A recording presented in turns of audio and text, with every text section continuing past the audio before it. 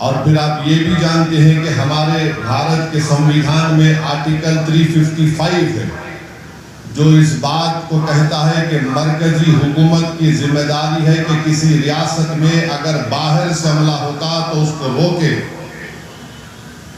और बैनुल-अक़वामी कानून हमको इस बात की इजाज़त देता है कि हम पाकिस्तान की एयरफोर्स, पाकिस्तान की नेवी का ब्लॉकेट करें, और करना भी चाहिए। हमको इस बात की इजाज़त देता है कि हम इंटरनेट का उनका उसको जैम करें, हैकिंग कराएं हमारे एथिकल हैकर्स के साथ जो इस मुल्क में बड़े पैमाने पर हैं।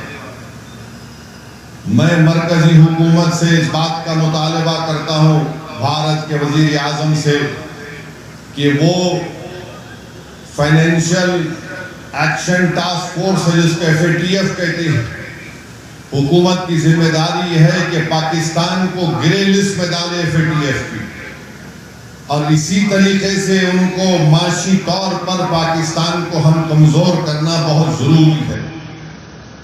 और जो लोग आज पाकिस्तान में बैठकर बकवास करते हैं, मैं उनसे कहना चाह रहा हूं कि आप भारत से आपका वक्त आधा घंटे पीछे है। अब जैसा यहाँ 6:15 हो रहे हैं, वहां पर 6:45 हो रहे हैं, मौरो आधा घंटा पीछे नहीं है, वो आधी सदी भारत से पीछे है।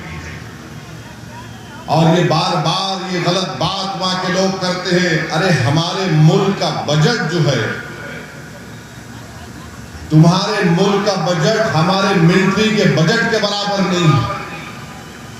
तुम बराबरी करना तो दूर की बात, तुम अगर इसी तरह करते रहोगे, ये बार बार पाकिस्तान ये कहता है कि हम न्यूक्लियर बॉम्ब हमारे पास है, एटॉमिक बॉम्ब है।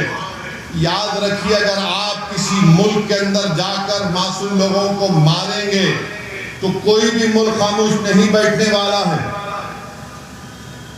चाहे हुकूमत किसी की भी हो। मगर इस तरह से आकर हमारी भारत की सरजमीन पर हमला करना और मजहब पूछकर किसी को गोली मारना, तुम कौन से दीन की बात कर रहे हो? तुम तो खवारिज से बदतर हो, तुम तो आईसिस के जानशीन हो जो हरकत किए हैं। तो मेरे अजीज दोस्तों और बुजुर्गों, हम हमारे मुल्क के वजीर आजम से भी कहेंगे कि जब कश्मीर हमारा अटूट हिस्सा है और रहेगा इंशाअल्लाह, तो कश्मीरी भी हमारा अटूट हिस्सा है। हम कभी भी कश्मीरियों के खिलाफ ये जो टीवी चैनल पर ये बड़े बड़े एंकर बैठकर गुफ्तगू कर रहे हैं, बेशरम है ये पूरे एंकर। अगर कश्मीर हमारा अटूट हिस्सा है और रहेगा, तो कश्मीरी भी हमारा अटूट हिस्सा है।